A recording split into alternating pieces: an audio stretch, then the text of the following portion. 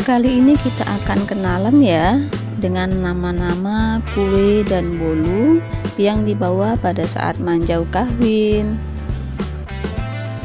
Manjau kawin merupakan bagian dari prosesi adat pernikahan Kayu Agung, Oki, Sumatera Selatan ya.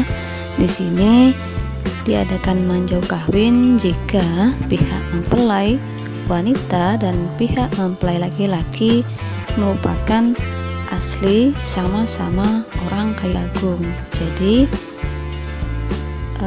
oban ini merupakan bawaan atau buah tangan mempelai pria kepada wanita setelah prosesi ijab dan qabul.